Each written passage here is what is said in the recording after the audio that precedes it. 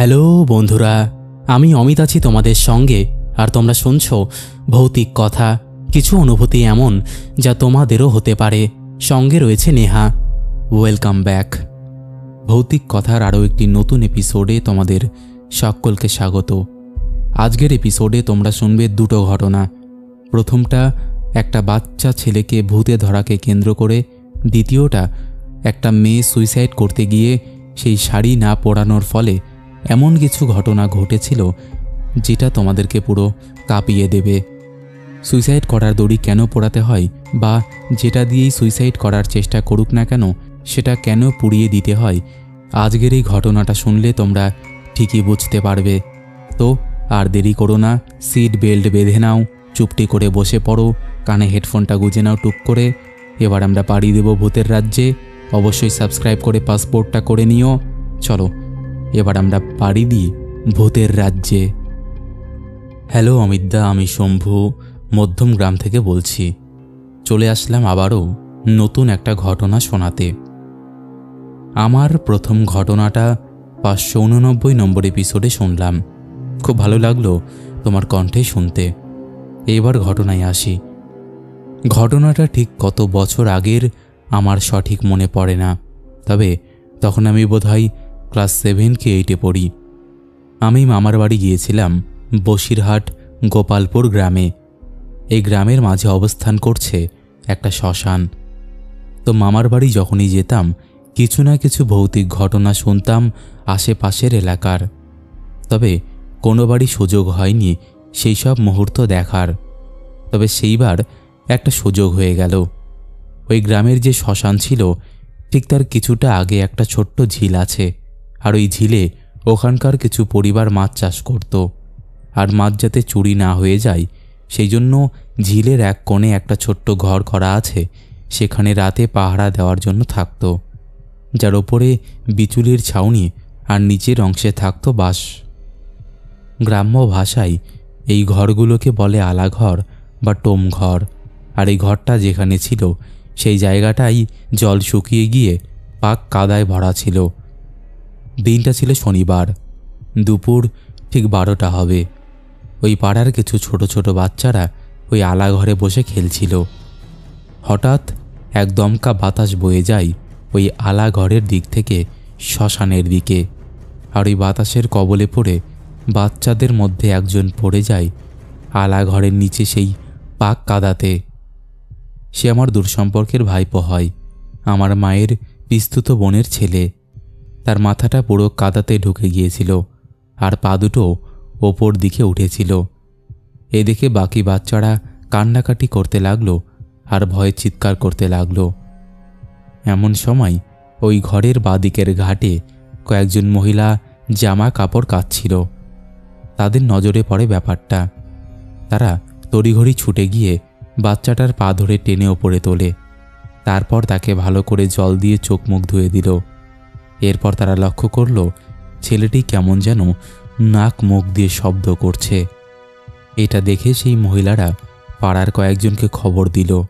তারপর পাড়ার কয়েকজন যুবক এসে একটা গাড়ি ঠিক করল হাসপাতালে নিয়ে যাবে বলে। ছেলেটিকে গাড়িতে তুলল 3-4 জন মিলে। তারপর গাড়িটা যেই স্টার্ট দিয়েছে তখন সেই ছেলেকে আর ধরে রাখতে পারছে না। 4-5 জন জোয়ান ছেলে মিলেও তাকে কোনো মতে আটকাতে পারছে না। অথচ তার বয়স খুব বেশি হলে ওই 7 কি 8 হবে। সে কর্কশ কণ্ঠে তাদেরকে গালিগালাজ করছে আর নখ দিয়ে খামচে দিচ্ছে। বলছে, আমায় ছেড়ে দে, ছেড়ে দে, আমায় ছেড়ে দে।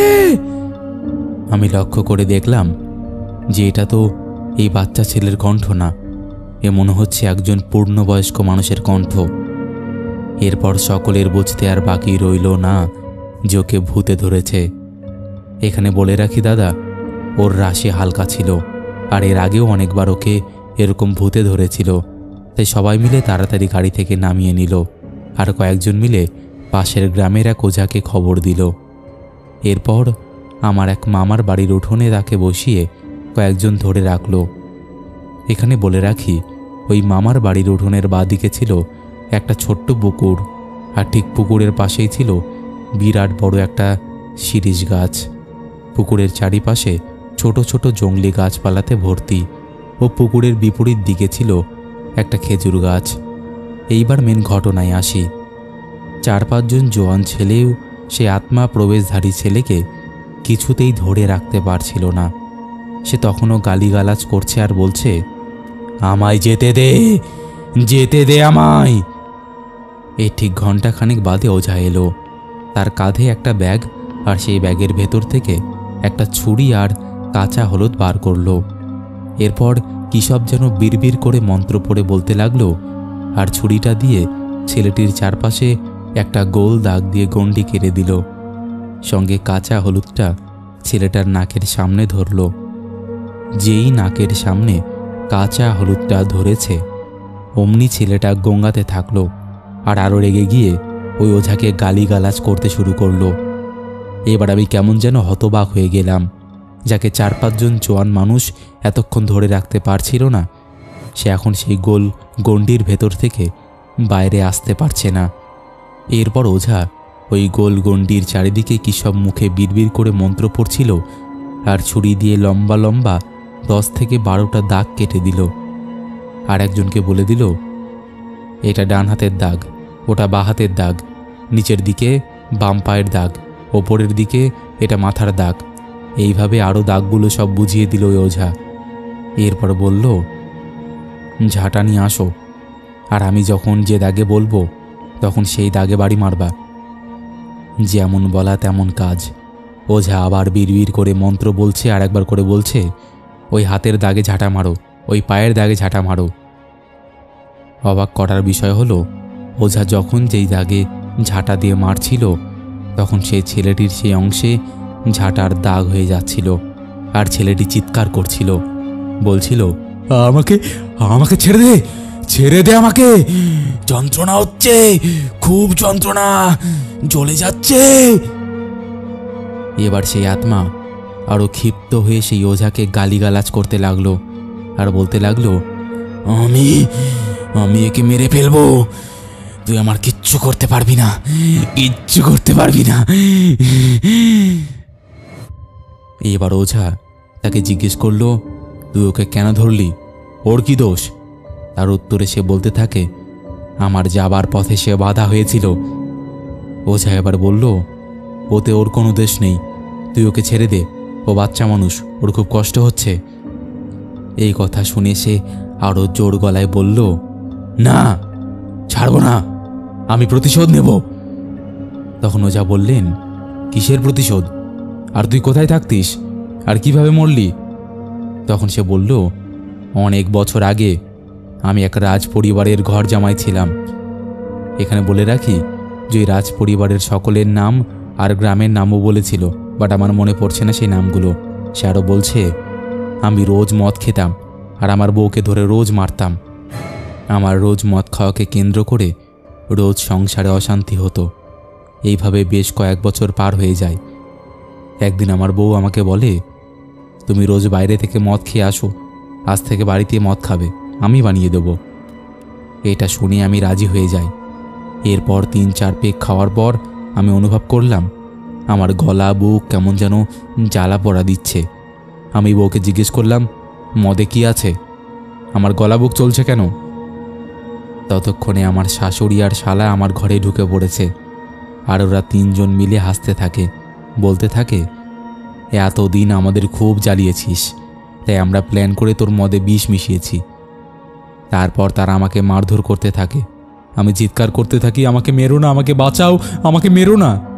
তাও শুনল না ওরা। এরপর আমার হাত পা কেটে দিল একটা ধারালো অস্ত্র দিয়ে। আমি তখনও চিৎকার করছি, আমাকে মেরো না, মেরো না আমাকে, আমি ভালো হয়ে যাব, আমাকে একটা সুযোগ দাও। তাও শুনল না ওরা আমার কথা। এরপর আমার মাথাটা ধর থেকে আলাদা করে দিল ওই ধারালো অস্ত্র দিয়ে। তারপর থেকে আমি প্রতিশোধের আশায় ঘুরে বেড়াচ্ছি এদিক ওদিক। তাই এর শরীরে আমি ঢুকেছি, ওদের মেরে আমি প্রতিশোধ নেব। এরপর ওঝা বললেন, তাহলে তুই কি শর্তে বাচ্চাটাকে ছেড়ে দিবি বল? তখন সে বলল, আমার বউ শাশুড়ি আর শালাকে মারব, তারপর এর শরীর ছেড়ে দেব। তখন এই ওঝা পাশের এক ছোট গাছের থেকে একটা লতা প্রকৃতির গাছ নিয়ে সেই লতা গাছটিকে 3টে টুকরো করলো আর একটা একটা করে 3টে গোল রিংয়ের মতো করে বানালো।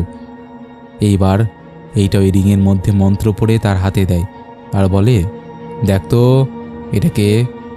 তখন সে বলে, হ্যাঁ, এটা আমার শাশুড়ি। এবার ওঝা বলল, নে এবার তোর প্রতিশোধ নে। তখন সে ওই লতা গাছের রিংটাকে নিয়ে তার শাশুড়ি ভেবে গালিগালাজ করতে লাগলো আর তারপর সেটাকে চিবিয়ে খেয়ে নিল। এরপর আবার ওঝা আরেকটি রিং মন্ত্র পড়ে তার হাতে দিল, আবার বলল, এটাকে বল। সে এবার বলল, এটা আমার শালা। এরপর পুনরায় একইভাবে তার শালাকে গালিগালাজ করলো আর তারপর চিবিয়ে খেয়ে নিল। এইবার ওঝা 3 নম্বর লতার রিংটা দিল তার হাতে আর জিজ্ঞেস করলো, বল এটাকে। তখন সে বলল, এটা আমার বউ।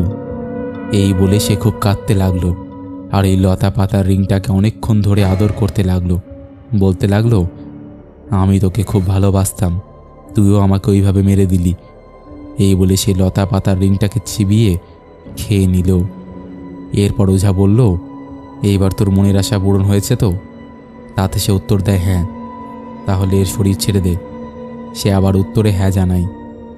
ওঝা এবার বলে, জল ভরা কলসি মুখে নিয়ে ওই পুকুরের আগে ওর শরীর ছেড়ে দিবি আর ওই বড় শিরিষ গাছের একটা মোটা ডাল ভেঙে দিয়ে যাবি, তাহলে বুঝবো তুই ওকে ছেড়ে দিয়েছিস।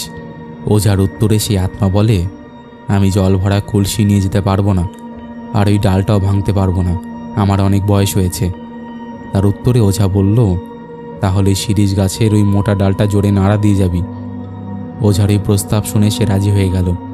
সে উঠে দাঁড়ালো আর ওই উঠোনের বাদিক বরাবর হাঁটতে লাগলো।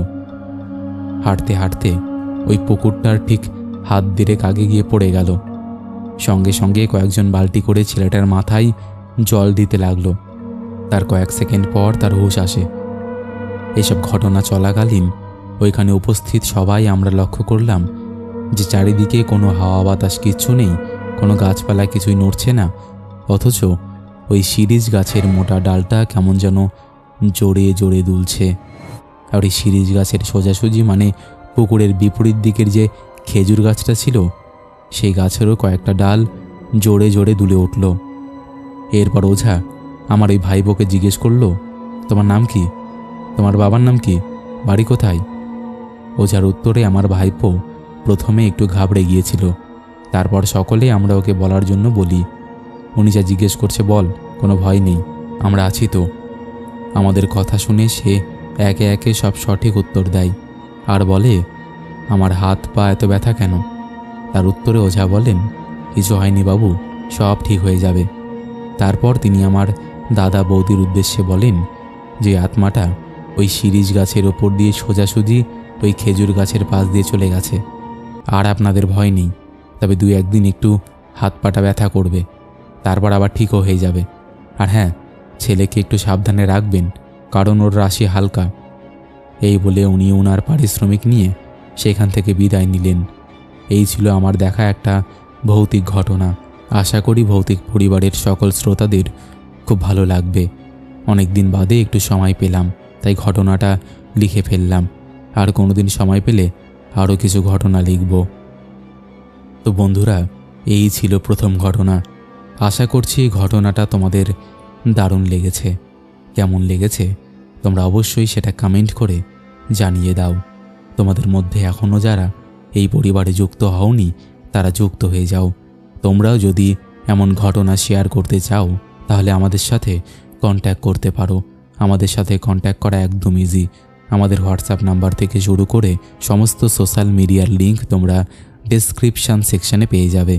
তো আর দেরি কিসের, তাড়াতাড়ি কন্ট্যাক্ট করে নাও।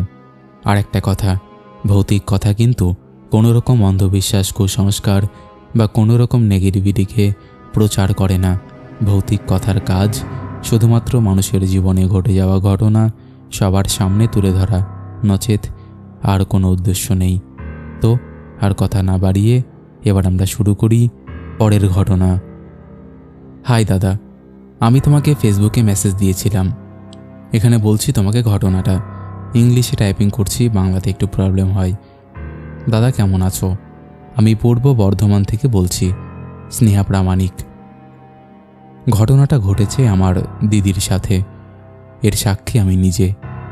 তো আমার দিদির পার্সোনাল কিছু প্রবলেমের জন্য নেমগুলো চেঞ্জ করে দিলাম, কারণ এখন সোশ্যাল মিডিয়ার সাথে সবাই যুক্ত, নামটা বললে সবাই চিনবে। আর ঘটনাটা যে বলছি তাতে দিদির বন্ধু, ফ্যান, ফলোয়ার্স সবাই হয়তো বুঝতে পারবে, কারণ তারাও হয়তো শোনে তোমার ঘটনা। একটু বেশি বড় ইন্ট্রো হয়ে গেল। যাই হোক, আমি আমার ঘটনাটা শুরু করছি। আমি থাকি বর্ধমানে। তো আমার দিদি মানে আমার পিসিমণির মেয়ে, তার সাথেই এই ঘটনাটা ঘটেছে। আমি কখনো দিদির বাড়ি গেলে মোটামুটি 1 থেকে 2 মাস থাকতাম। আমার পিসিমণি ছিল আমার দিদির সব থেকে ভালো বন্ধু, একমাত্র মেয়ে, তাই কিছু ভুল করলেও ভুল বলতো না। দিদি হ্যাঁ বললে ওটাই ঠিক মনে করত। প্রথম প্রথম সবই ঠিক ছিল। আমার দিদির একটা বিয়ে ছিল, তার বাড়িও ওখানেই। তাদের রিলেশনশিপ 3 বিয়ার মতন হবে। দিদি একমাত্র মেয়ে, তাই সে ভাবে আমাকে আমার নিজের একটা বাড়ি করতে হবে, বাবা মায়ের স্বপ্ন পূরণ করতে হবে। এই ভেবে সে নিজে তার ইনকামের রাস্তা নিজে দেখে নেয়। তারপর আস্তে আস্তে দিদির বয়ফ্রেন্ডের সাথে ঝামেলা হতে শুরু হয় যে সে নিজে ইনকাম করছে, তার কাছে আর টাকার জন্য হাত পাততে হচ্ছে না। এইভাবে সেই ছেলেটা দিদির থেকে নিজেকে দূরে সরিয়ে নিতে শুরু করে। আর দিদিও অন্য ছেলেদের সাথে কথা বলতো, বাট বন্ধু হিসেবে। আর দিদির বিয়ে ভাবতো নতুন লাইফ পার্টনার পেয়ে গেছে দিদি। রোজ ঝামেলা হতো। একদিন দুজনে ঠিক করে সব ঠিক করে নেবে, তাই দেখাও করে। তারপর বেশ ভালোই চলছিল ওদের রিলেশনশিপটা। হঠাৎ একদিন দিদির বিএফের বাড়ি থেকে ফোন আসে এবং ডাক দেয়। দিদি আর পিসিমণি যায় তাদের বাড়িতে। ডাকার কারণ জিজ্ঞেস করা হলে তারা বলে, আমার ছেলেকে আপনারা ফোনে কি দিয়েছেন, কি সম্পর্ক, আরও কেন আপনাদের বাড়িতে দিনের পর দিন থাকে, আমার ছেলে বাড়িতেও আসে না। তখন দিদি কিছু বলতে চেয়েও আর বলে না। দিদি বাড়ি এসে বলে, তুমি নাটক করছো রোহান আমার সাথে, তুমি বাড়িতে বলোনি তুমি আমাকে ভালোবাসো। তখন দিদির বিয়ে বলে, না। জিজ্ঞেস করে কেন? তখন বলে যে তুমি রিলস বানাও, তোমার বডিতে ট্যাটু আছে, আর তোমার যা পোশাক আশাক এসব আমার দিদিটা মানবে না, তার জন্য। দিদি এসব শুনে রেগে বলে, আজ থেকে তোমার সাথে আমার কোনো সম্পর্ক নেই। তারপর দুজন কিছুদিন কন্ট্যাক্ট রাখে না। যারা দিনে 24 ঘন্টা ফোনে কথা বলতো, তারা একটা সময় শুধু ফোন করলে কি করছো, খেয়েছো, ব্যাস এটুকু বলেই ফোনটা রেখে দিত। তারপর দিদির বিএফ আর দিদির বাড়ি আসতো না। ঠিক তার 3 মাস পর আমি, দিদি, পিসিমণি তারাপীঠ থেকে পুজো দিয়ে ফিরছিলাম। দেখি দিদি কাকে ফোন করে খুব খারাপ ভাষায় গালাগালি করছে। জিজ্ঞেস করাতে আমাকে জড়িয়ে ধরে বলে, বোন রে, আমার 3 বছরের ভালোবাসা 3 সেকেন্ডে ভেঙে গেল। বললাম কেন? দিদি বলছে, তোর দাদা অন্য কাউকে ভালোবাসে এখন। দাদা বলতে এখানে দিদির বয়ফ্রেন্ডটাকে আমি দাদা বলে ডাকতাম। দিদি এই কথা বলে আমাকে দেখায় যে মেয়েটার সাথে দিদির বিএফ রিলেশনে গেছে, তাকে নিয়ে স্ট্যাটাস দিয়েছে। এই দেখে দিদি ফোনটা করে দিদির বিএফকে। সে অনেক খারাপ কথা বলে ফোন রেখে দেয়। তারপর দিদি যেন তেন প্রকারে নাম্বার জোগাড় করে সেই মেয়েটাকে ফোন করে। সে মেয়েটাও শোনেনি দিদির কথা। দিদি তারপর সোশ্যাল মিডিয়াতে স্যাড ভিডিও পোস্ট করত। সবাই ভাবতে শুরু করে যে এত হাসি খুশি মেয়েটা হঠাৎ এত স্যাড কেন। তখন দিদি বলে, তুমি যদি ওকে না ছাড়ো আমি সুসাইড করতে বাধ্য হব। তখন দিদির বিয়ে বলে, যা খুশি তাই করো। তারপর দেখলাম দিদি ছাদে গেল। আমি অত কিছু ভাবিনি। দেখি দরজা খোলে না। আমিও ছাদে গেলাম, গিয়ে ডাক দিচ্ছি। দেখি দরজা খোলে না। অনেক ধাক্কাধাক্কি করার পর দরজা খুলল দিদি। দেখি ব্লেড দিয়ে হাতটা কেটেছে, রক্তে ভেসে যাচ্ছে মাটিটা। তারপর পিসিমণি রেগে গিয়ে ফোন করলো দিদির বয়ফ্রেন্ডকে, দেখা করতে বলল। দিদির বয়ফ্রেন্ড লাস্টবারের মতো আসলো, এসে জানায় তাই ব্যবহার করে চলে গেল। দিদি বারবার আটকানোর চেষ্টা করলো যে প্লিজ যেও না, আমি পায়ে পড়ছি। কিন্তু দিদির বিয়ে চলে গেছিল। আর দিদি বলেছিল আমার কষ্টটা সে আর বুঝল না। এরপর দিদি হাতের কাছে যা পাই তাই দিয়েই প্রথমবার গলায় দড়ি দেয়। প্রথমবার আমি বাঁচিয়েছি। তারপর যখন তখন পাখার মধ্যে শাড়ি গামছা যা পেয়েছে তাই দিয়েই গলায় দড়ি দিয়েছে। কোনো সময় ছাদ থেকে লাফ দেওয়ার চেষ্টা করেছে, সবাই বলেছিল যে যেগুলো দিয়ে ও ফাঁস দিতে যাচ্ছিল ওইগুলো ফেলে দিতে কিংবা পুড়িয়ে দিতে। কিন্তু দিদি দিনের পর দিন যা করছিল তাতে পিসিমণি খাওয়া দাওয়া রান্নাবান্না সব বন্ধ করে দিয়েছিল। দিদি দিন দিন কেমন যেন হয়ে যাচ্ছিল। হঠাৎ করে দিদি নেশা করা শুরু করলো। কারোর সাথে কথা বলতো না, নিজের মাথার চুল নিজেই ছিঁড়ত, নিজের হাত কেটে রক্ত নিয়ে খেলা করত। একদিন আমি রাতে শুয়ে আছি, দিদি আমার পাশে আর পিসিমণি পাশের রুমে। আমার ঠিক ঘুম আসছে না। টাইমটা দেখলাম 3টা 2। দিদি ওরম করতো বলে রাতে কেউ ঘুমাতাম না। দিদি ঘুমোলে তারপর একটু ঘুমাতাম। তারপর আমি ঘুমাই, হঠাৎ স্বপ্ন দেখি দিদি গলায় দড়ি দিয়ে ঝুলছে আর আমাকে বলছে, বোন, ওরা আমাকে নিয়ে চলে যাবে। আমি সেদিন অনেক ভুল করেছি গলায় ফাঁসটা দিতে গিয়ে। মা শাড়ি ফেলে দিয়েছে, ওই শাড়িটা আমাকে নিতে আসে আর বলে, দে ফাঁসটা দে, দেখ একদম শান্তি পেয়ে যাবি। সবাই তোকে কষ্ট দেয়, সবাই তোকে কষ্ট দিয়েই যাবে, কারো কথা ভাবতে হবে না, দে ফাঁসটা দিয়ে দেখ, খুব শান্তি পাবি। তারপর হঠাৎ দেখি ধপ করে দিদি ফাঁস ছিঁড়ে আমার উপরে পড়ে গেল আর আমার দিকে তাকিয়ে হাসছে। এই দেখে আমার ভয়ে ঘুমটা ভেঙে গেল। দেখি দিদি পাশে শুয়ে আছে। আমি দিদির দিকে তাকিয়ে দেখি দিদি ঘুমানোর মধ্যে একবার হাসছে আর একবার কাউকে অনুরোধ করলে যেমন হাত জোর করে ওরকম করছে।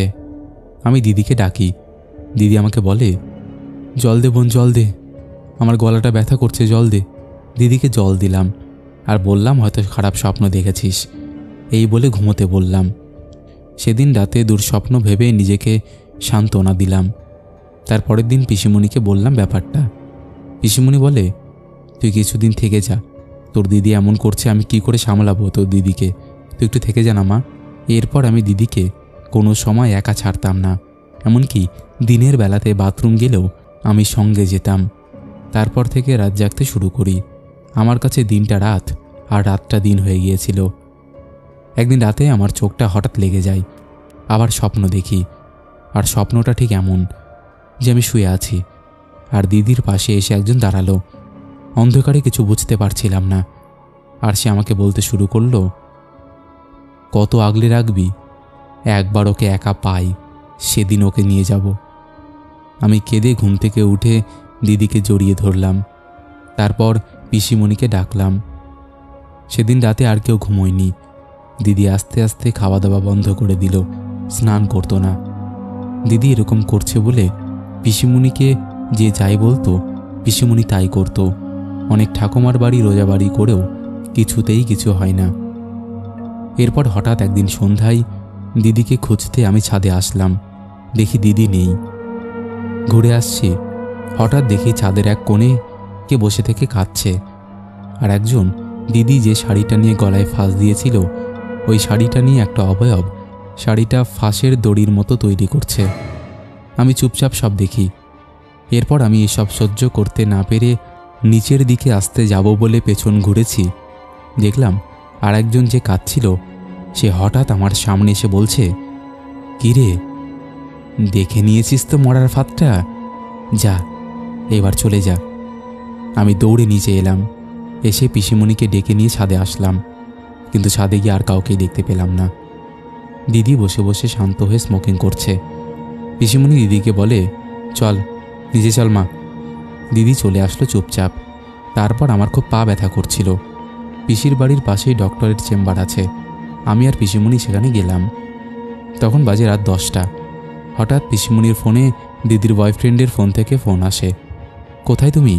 নীল্য গলায় দড়ি দিতে যাচ্ছে। নীল্য হচ্ছে আমার দিদির নিকনেম। পিসিমণি তাড়াতাড়ি চলে যায়। আমার পাটা ব্যথা করছে বলে আমি যেতে পারছিলাম না। আমাকে বলল, তুই বস, আমি তোকে নিয়ে যাব এসে। আমি বললাম ঠিক আছে। আমি তখন জানতাম না যে দিদির বয়ফ্রেন্ড ফোন করে কি বলেছে। অনেকক্ষণ ধরে পিসিমণি আসে না জন্য আমি বাইরে বেরিয়ে বাড়ির দিকে যাচ্ছি। ডক্টরের চেম্বারটা ঠিক আমাদের দুটো বাড়ির পরেই। আমি হাঁটছি, দেখছি বাড়ি আসছে না। আমি মিনিমাম 10 মিনিট ঘুরেছি। তারপর হঠাৎ দেখি পিসিমণি বলছে, কি রে, কোথায় গেছিলিস? তোকে বললাম যে বসতে, এখানে ঘুরছিস? আমি বললাম কিছু না। আমি পিসিমণিকে জিজ্ঞেস করলাম, কি হয়েছে পিসিমণি? পিসিমণি বলছে, তাড়াতাড়ি চল, তোর দিদি গলায় দড়ি দিয়েছে। এসে দেখি সবাই হাত পা ডলছে, জল খাওয়াচ্ছে। তারপর তাড়াতাড়ি করে দিদির একটা জামাইবাবু গাড়ি নিয়ে আসে আর তাকে হাসপাতালে নিয়ে যাওয়া হয়। 3 দিন বাদে দিদির জ্ঞান আসে। আসার পর দিদির ব্যবহার ফুল চেঞ্জ। দিদি আগের মতন এখন রিলস বানায়, সবই করে, বাট আগের মতো আর নর্মাল হয়নি। পিসিমণি এখনও বুঝতে পারে না কি করবে। এখনও ঘটে চলেছে এসব। একা থাকলে সুইসাইড করতে যাই। আমি এখনও আছি এখানে এসবের জন্য। জানি ঘটনাটা অনেকটা বড় হয়ে গেল আর অনেক ভুল হয়েছে। তুমি একটু গুছিয়ে নিজের মতো করে বলো, আর যদি তোমার ভালো লাগে শেয়ার করো। ওয়েট করলাম। আরও আমার কাছে স্টোরি আছে, তুমি বললে সেন্ড করব। আর যদি প্রমাণ চাও আমি ছাদের ঘরের ছবিটা তোমাকে পাঠিয়ে দেব। আজ এখানে শেষ করলাম। তুমি ভালো থেকো। আর ভৌতিক কথা ফ্যামিলিকে স্টোরিটা ভালো লাগলে শুনিও। আর হ্যাঁ, একটা কথা বলা হয়নি, আমার পিসিমণির বাড়ি শ্যামনগরে। মেইন এক্স্যাক্ট লোকেশনটা বললাম না কিছু প্রবলেমের জন্য। আশা করি সোশ্যাল মিডিয়াতে যারা আছে তারা এতক্ষণে বুঝতে পেরেছে কার কথা বলছি। ভালো থেকো, নিজের খেয়াল রেখো। বাই। তো বন্ধুরা, এই ছিল 2টো ঘটনা। আশা করছি 2টো ঘটনাই তোমাদের দারুণ লেগেছে। কেমন লেগেছে তোমরা অবশ্যই সেটা কমেন্ট করে জানিয়ে দাও। তোমাদের মধ্যে এখনও যারা লাইক, কমেন্ট ও শেয়ার করে আমাদের এই পরিবারকে বড় করে দাওনি, তারা বেশি বেশি করে শেয়ার করে দাও। চলো এবার আমরা শুরু করছি শাউট আউট পর্ব। শেষের এপিসোডে ফার্স্ট কমেন্ট করেছে ডিজে ব্লগার অনিশ, লিখেছে হাই। সেকেন্ড কমেন্ট করেছে সোমা দাস, লিখেছে ভাই, ঘটনা 3টে ভয়ের ছিল, বাট বেশি ভয়ের ছিল না, তাও শুনতে ভালো লাগলো। Thank you so much. Third comment করেছে শুভ বেরা, লিখেছে হাই অমিত, আমার গার্লফ্রেন্ডের নামটা একবার বলো। প্রিয়াঙ্কা। হ্যালো প্রিয়াঙ্কা। তারপরে কমেন্ট করেছে অনিকেত কুণ্ডু, সৃজন, মধুমিতা, শয়তান বাচ্চা, রিয়া। দিয়া দাস লিখেছে হ্যালো অমিতদা, যতই অন্য কারো ঘটনা শুনি তোমার ঘটনাই best. Thank you so much. Thank you. তারপরে কমেন্ট করেছে সুদীপ, লিখেছে হাই করে বলতে। হ্যালো সুদীপ। তারপরে কমেন্ট করেছে পঙ্কজ রয়, অমলিক রুদ্র, সৃজন, রোহন দাস, বিশ্বজিৎ দাস, রেখা পাঠক, দুষ্টু, সন্দীপ সরকার, রেখা পাসমান, দীপঙ্কর গেমিং, নবরূপা দত্ত। লিখেছে দাদা, তুমি তোমার সাথে ঘটা একটা ঘটনা বলো। আমার সাথে তো সেরকম ঘটনা ঘটেনি গো, কি বলবো। তারপরে কমেন্ট করেছে সৃজা, লিখেছে একবার হ্যালো করে বলতে। হ্যালো সৃজা। তারপরে কমেন্ট করেছে গীতা গোস্বামী, কুণাল বিশ্বাস, কুশল বিশ্বাস। লিখেছে কেমন আছো অমিতদা, আশা করি ভালো আছো, তাই বলছি তুমি তোমার ঘটনা হেবি সুন্দর হয়েছে। Thank you. তারপরে কমেন্ট করেছে হারু হালদার, লিখেছে একবার প্রিয়ম হ্যালো করে বলে দেবে। হ্যালো প্রিয়ম। তারপরে কমেন্ট করেছে সৌমিলি মণ্ডল, লিখেছে হাই দাদা, কেমন আছো, যা গরম পড়েছে, সব শ্রোতা বন্ধুদের কাছে একটাই রিকোয়েস্ট, অনেক পরিমাণে গাছ লাগাও। Good night. হ্যাঁ গো, আমিও সেটা সবাইকেই বলবো যে যদি পারো গাছ লাগাও। জানি আমরা যারা শহরে থাকি গাছ লাগানোর মতন আর জায়গা নেই, বাট যাদের অপশান আছে তারা অবশ্যই গাছ লাগানোর চেষ্টা করো। তারপরে কমেন্ট করেছে রাহুল, লালটু ডলুই, SK Bashir, Sourav তিতিক্ষা, Sumita Ghosh, the Bong Sanju. লিখেছে অমিতদা, আমি সব ঘটনায় শুনি, তোমার ভয়েসের ফ্যান, আমার নামটা নিয়েও সঞ্জু নস্কর, ভালো থেকো সুস্থ থেকো। হ্যালো সঞ্জু। তারপরে কমেন্ট করেছে গণেশ দেবনাথ, লিখেছে দাদা, আপনার ভিডিওর জন্য অপেক্ষা করেছিলাম, কী যে নেশা হয়ে গেছে বলে বোঝাতে পারবো না, রাতে ঘুমিয়ে আসে না তাছাড়া। থ্যাংক ইউ গো, thank you so much. Maya Sarkar লিখেছে হাই অমিত, কেমন আছো, অনেক দিন হলো কমেন্ট করা হয় না, কারণ এখন কোথাও হারিয়ে গেছি, ভালো থেকো। না গো, আমার মনে আছে মায়াদি, তোমার কমেন্ট দেখি না এটা ঠিক, বাট আমার মনে আছে। বিদিশা ঘোষ লিখেছে হ্যালো অমিত, ফাটাফাটি লাগলো তোমার presentation, go ahead. Thank you go. তারপরে কমেন্ট করেছে Chumki Ghosh, Ankan blog, Amrita Thakur, Swapna Bajel, Soma Jana, Sudip Manna, Papri Dola, love love react দিয়েছে। সুদেশনা সিংহরা লিখেছে ফার্স্ট ঘটনাতে বলবো যে বাচ্চা শিশুর যাদের রাশি সফট তারা প্যারানর্মাল কিছু দেখে, আপনি তারাপীঠের তান্ত্রিকের সাথে কথা বলতে পারেন। একদম ঠিকই বলেছ। তারপরে কমেন্ট করেছে প্রীতম, লিখেছে একবার হ্যালো করে মাম্পি বলো। হ্যালো মাম্পি। তারপরে কমেন্ট করেছে কুশল, বর্ষা পাল, Kartik Saha, Ashis Kole, Anirban, Soma Roy, Shankar Chakraborty, Atanu Sarkar, Rohit Mondal, crazy world, Anjali Mondal, Shikha Pal, Ratna Roy, Rinku Chowdhury, Kabita, golden blush, Joyshree Gupta, blog life লিখেছে, আমাদের ভৌতিক কথাতেই একটা ঘটনা বলেছিল দাদা, যে একটা দিদিকে জিনে ধরেছিল, দিদির বয়ফ্রেন্ডটাকেও মারতে চেয়েছিল জিনটা, আর তান্ত্রিকের কাছে গিয়েছিল। এই তান্ত্রিকের সাথে দেখা করতে পারো। হ্যাঁ গো, ওটা ভৌতিক কথা পডকাস্টে এসেছিল। তো এরকমই আরও অসংখ্য প্রিয় মানুষেরা আমাদের শেষের এপিসোডে কমেন্ট করেছে, যাদের কমেন্ট আমি আর চাইলেও পড়তে পারছি না। তো আজকের মতন এখানেই শেষ করছি। আবার দেখা হবে নতুন কোনো ঘটনা নিয়ে।